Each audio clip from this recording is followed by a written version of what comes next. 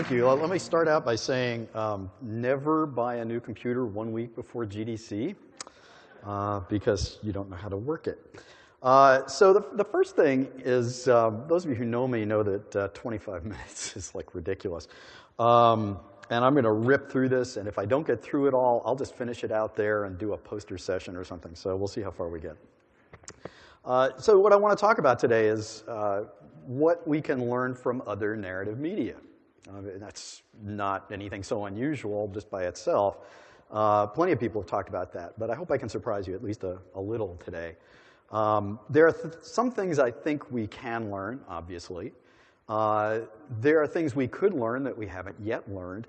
But most important, to me anyway, as a contrarian, is that I think there are some things we shouldn't learn. And there are things that are sort of seductive and obvious, but I think will hold us back as we become the medium we are capable of becoming. So I know myself well enough to know that at some point, probably several points in this talk, I'm going to say something like, you shouldn't make games like X, Y, and Z. Or you should make games like A, B, and C. In those cases, just assume I'm exaggerating to make a point, or a really bad joke, or both. It's not my place to tell people what kinds of games to make, or what kind of games to like. Sometimes I just can't help myself. Now, why is it important not to be too judgmental? It's important because imitating other media seems to be a natural, even maybe necessary stage in every new medium's development. Building on a foundation provided by other media is pretty normal and natural.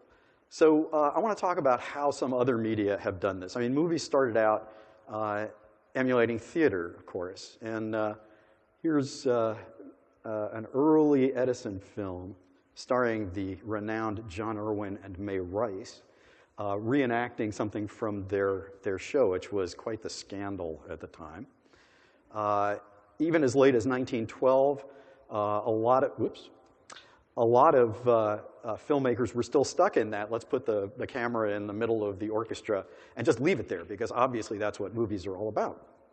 This is Sarah Bernhardt and Queen Elizabeth, by the way.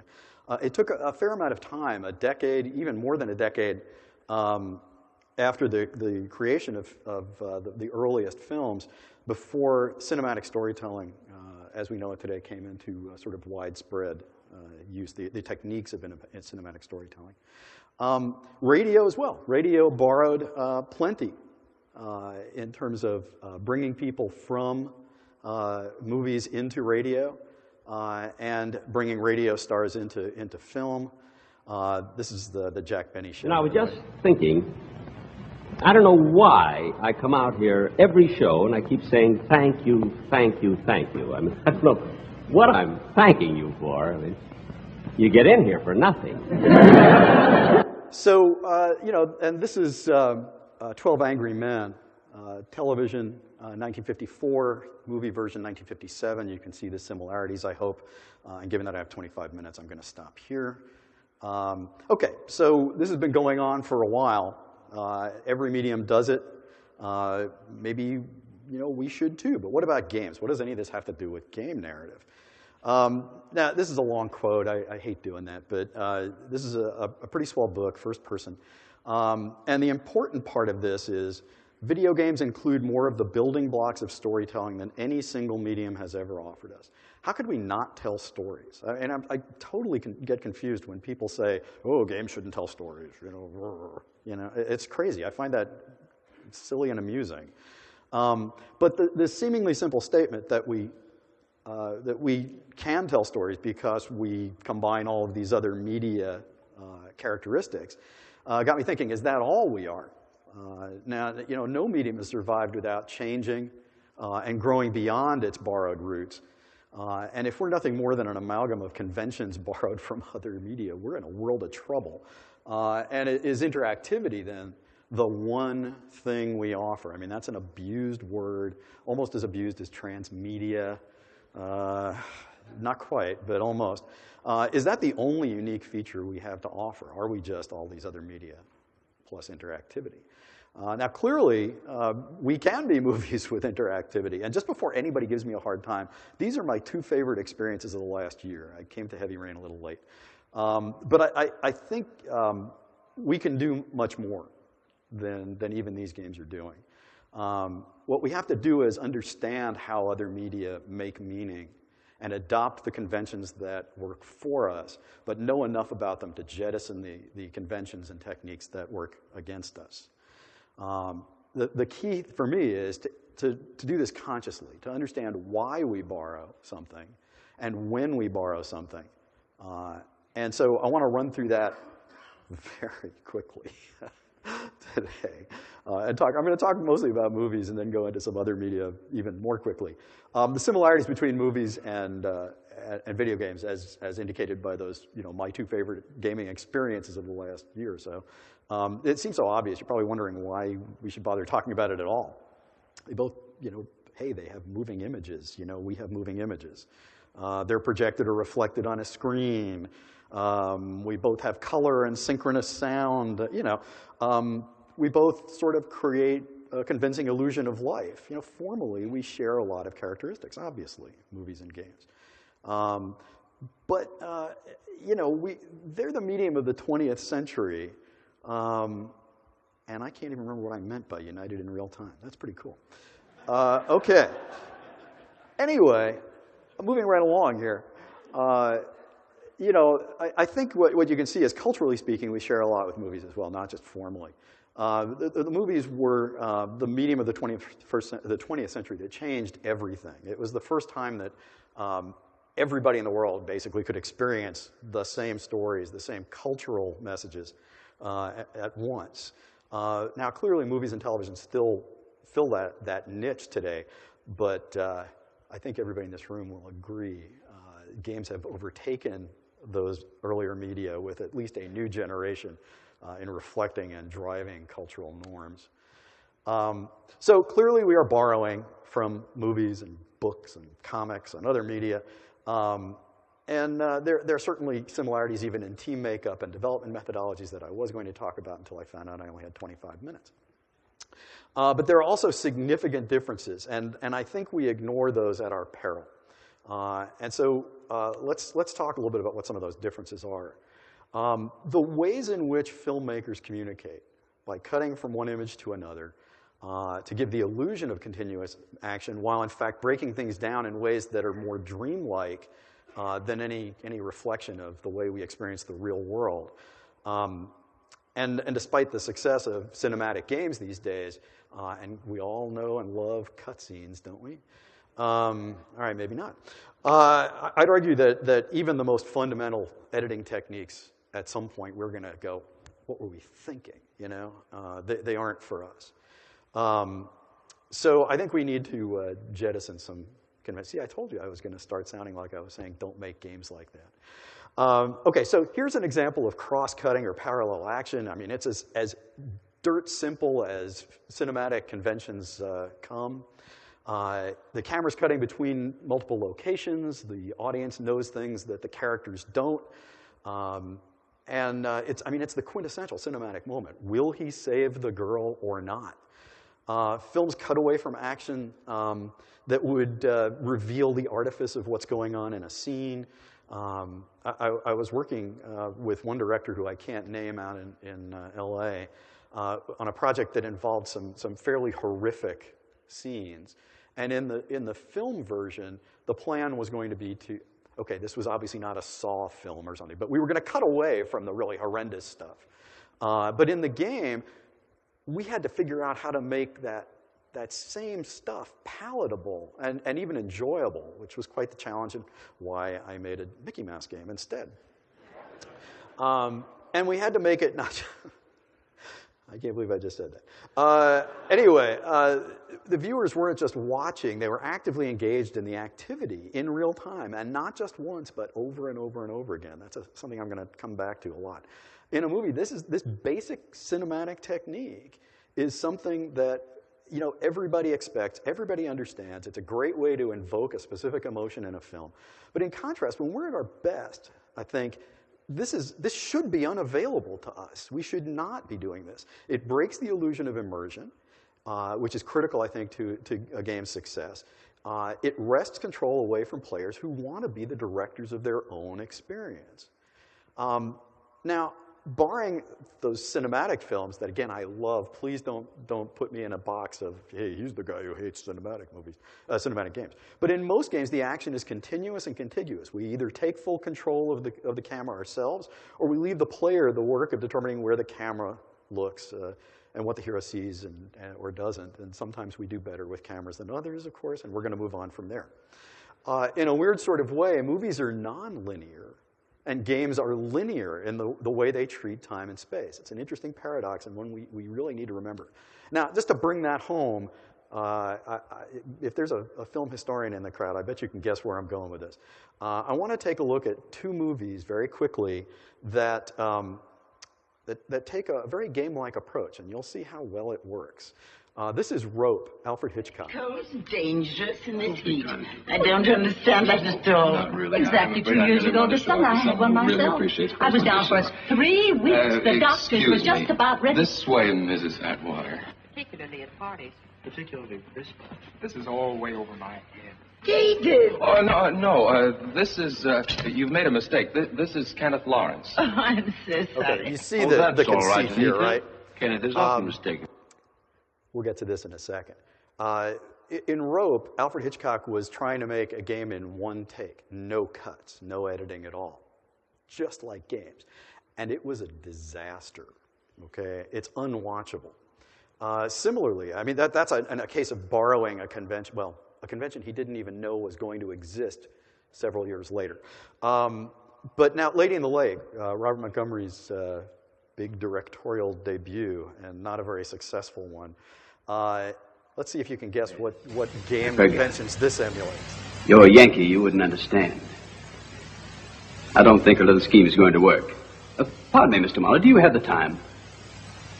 What's the matter? Doesn't your clock work either?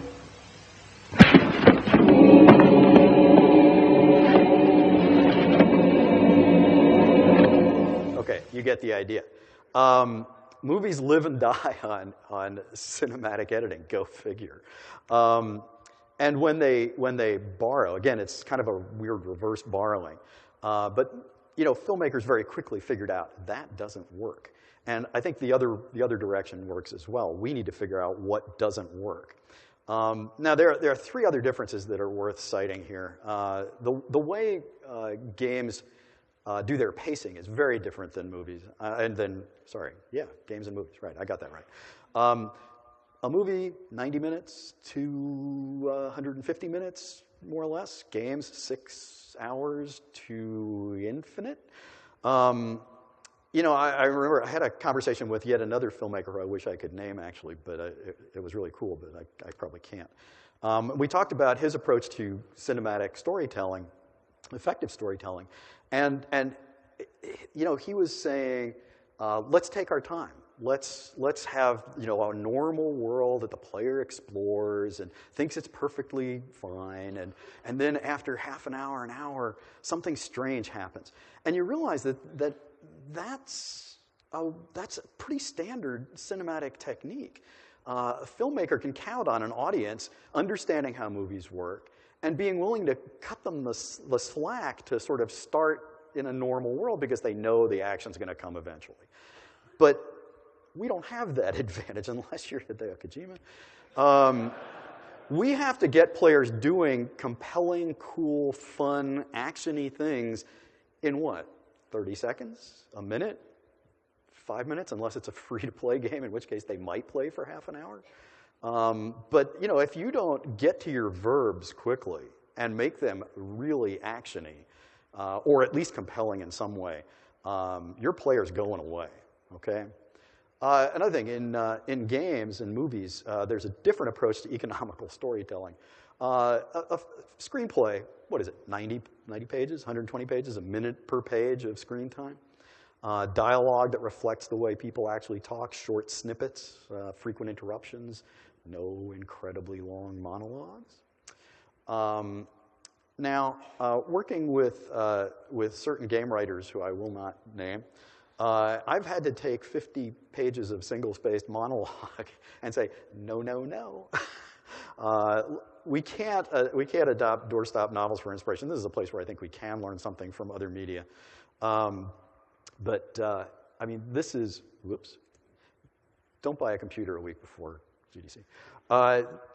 That's a script for a movie on the left, and that is not a game script. But I can tell you for a fact, the script for a Deus Ex movie, Deus Ex game is about that tall, okay? Not from the ground, I mean, you know, from the podium. You know, the reason for that is it's often that we just go on at some incredible length, but it's really that even in the simplest game, we have to make sure that the hero doesn't say the same things over and over again, because remember, you're going to be repeating the same things over and over again. You're going to be interacting with non-player characters who are pretty damn stupid, which I'll get back to in a minute. And you can't have them saying the same things over and over, so you have to find 100 ways to say, I thought I heard something. You know, and then of course there are branching narratives and all that stuff that we all know about. But the illusion of immersion is instantly lost if you don't have 100 ways to say what a screenwriter can say just once.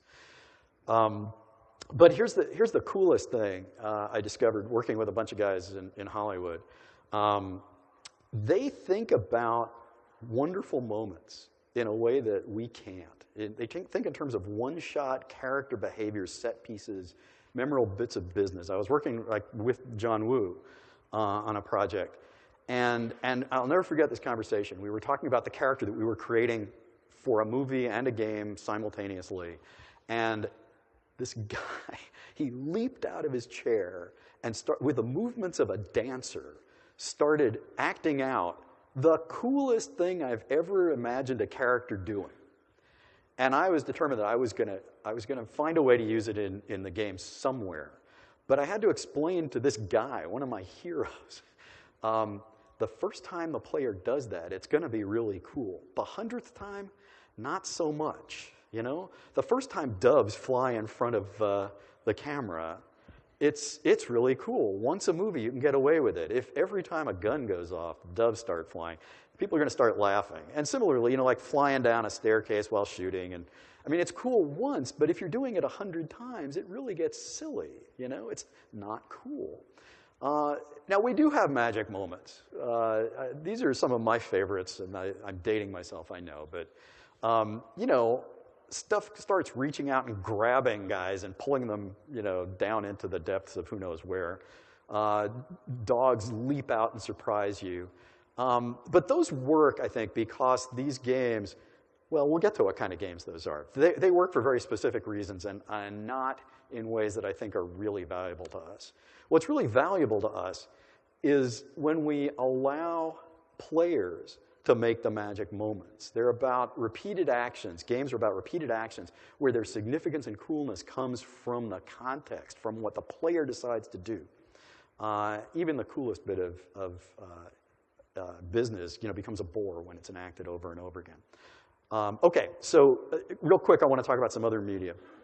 I'd bet if I asked you guys who had played Dungeons and Dragons, a lot of hands would go up. How many people have played Dungeons and Dragons? Yeah, okay. If I asked you who read, or let's even say it now, who reads comic books? Yeah, okay. Anybody not watch television? Holy cow, you guys are weird. Okay, classic radio, probably not so much. And oral storytelling, yeah, right, okay. But I actually think there's a lot we can learn from this. But before I get to that, I want everybody to take a second and turn towards Lake Geneva, Wisconsin. Oh my God, you're kidding me, I have 5 minutes left? Holy cow, I'm halfway through my talk. We will be continuing this outside. Okay. God. Okay, really ripping. Say a prayer of thanks to Gary and Dave. Okay, so there are a lot of things we can learn about collaborative storytelling. That's the coolest thing, the recognition that player expression and creativity are what makes tabletop role-playing cool. There's no way I'm finishing in 4 minutes. It's not going to happen. Okay, sharing just that realization, like letting players drive the story. If we had nothing else, we'd be great. But these are things that I think we don't want to learn. I mean, D&D is, and role-playing ever since has been about, you know, guys who look like the mighty Thor and wield big broadswords. I mean, they're kind of adolescent in their behavior and stuff. You know, we don't want to emulate what a couple of wargamers in Lake Geneva, Wisconsin, in a basement at the library thought was cool, okay? I mean, we are the first medium that's come along in like 50 years. We owe ourselves better. We don't want to make games that are about rolling dice. How many games, even today, are about secret die rolls? We have better tools. We can actually simulate what a door is and how it responds to a big sword or a shotgun. Why would you freaking roll dice to simulate that? It's ridiculous. We don't have a human game master. That's a huge problem for us, which I will come back to in the 1 minute I have left.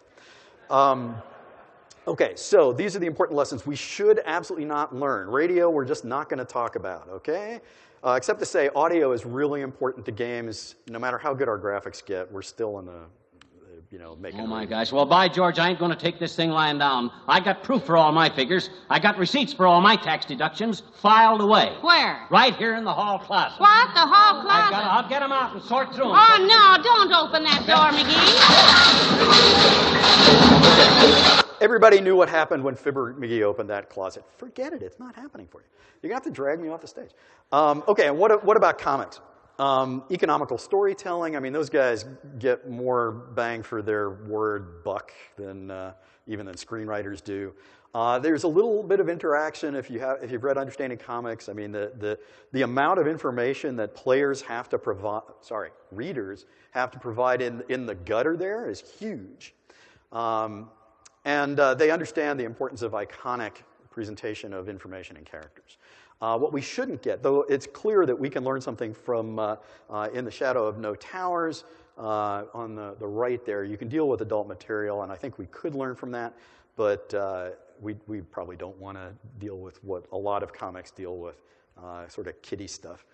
Okay, oral storytelling. This is the part, I really am going to rip through this because I do not understand this at all.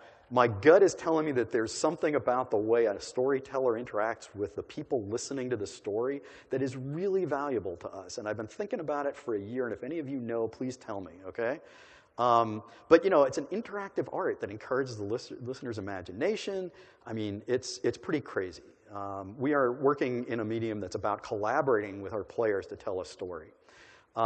So we are dangerously similar, as I've been saying for years, to other media. If you take a superficial look at what we do, it's very much like these other media, but there's a point where we have to start looking at what makes us unique. The 4 things that I think make us unique. We can transport players to worlds that they can only imagine. It's not Luke Skywalker in a ship, it's you, right? We can immerse you in worlds that seem like they're real, okay? We can remove the obstacles to player belief. We are the only medium in history, think about this, the only medium in history that can respond to what players do. No one's ever been able to do that in the entire history of humankind, except maybe LARPers, and they don't count. We're the only medium that I can think of that it's not happening, that can prize the repeated action. Everything else depends on the unique moment. Okay. So when we're at our best, these are the things that I think we need to be doing to take the next step in our evolution. Players interact with the game world in real time. They're offered significant opportunities to act. They are shown the consequences of those actions, and the game responds appropriately to create a unique experience at the end of the day. Player experience comes first. Rah, rah, rah. Okay, so in my description, I promised that I would leave with some specific recommendations for research topics. I'm going to do that very quickly. Okay, story structures. We suck.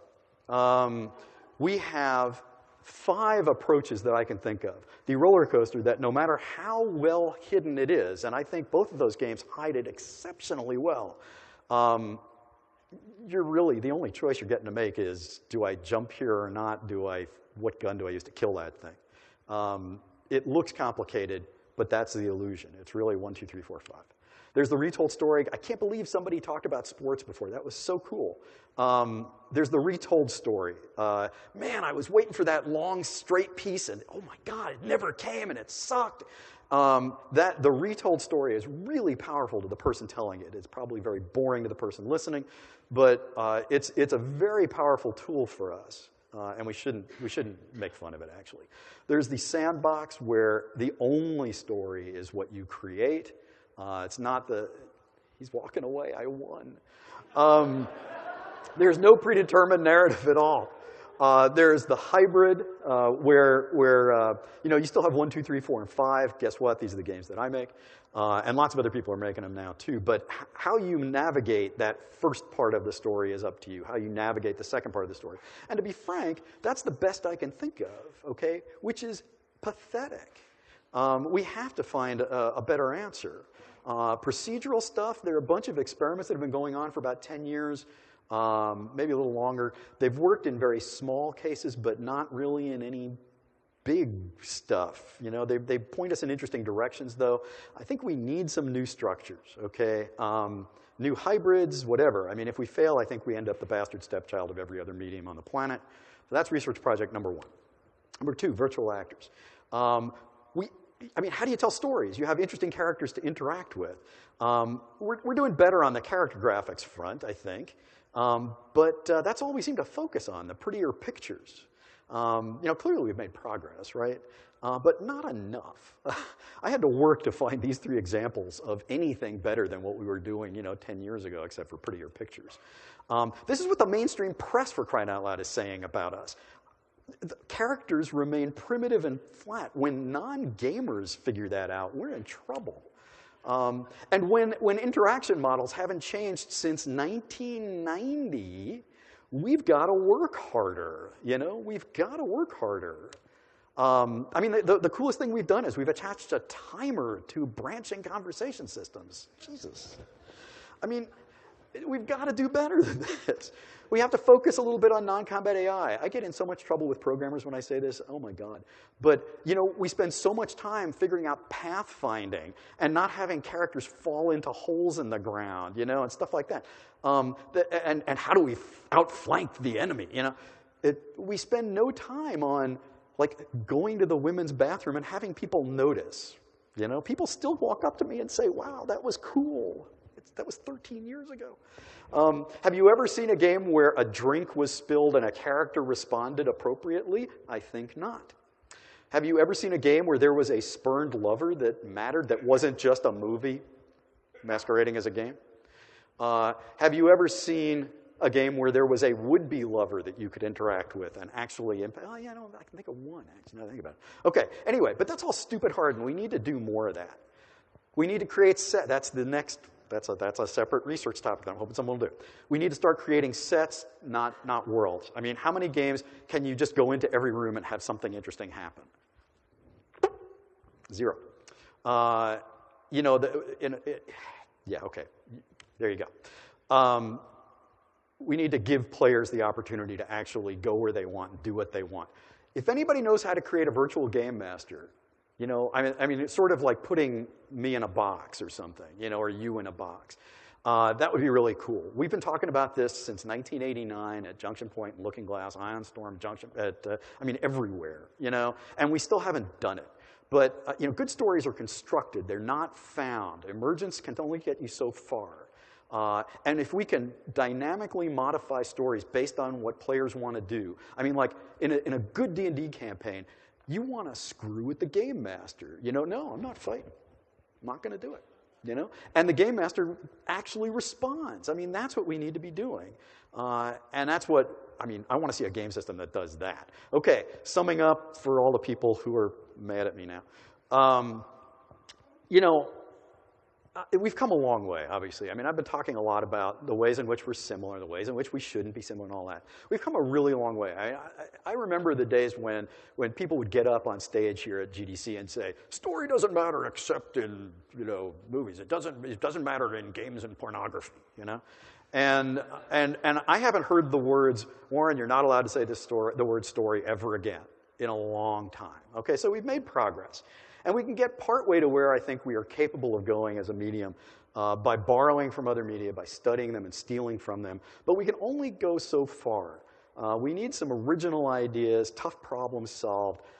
The ones that I put up here are the ones that I care about, and I wish I had answers to any of them, but I don't, which is what's cool and fun. You have the opportunity, even now, 30 years after the creation of this medium, you have the opportunity to determine what it's going to become. You can change the world, okay? It's not too late. And I challenge all of you to beat me to the solutions to those problems. Good luck. Thanks.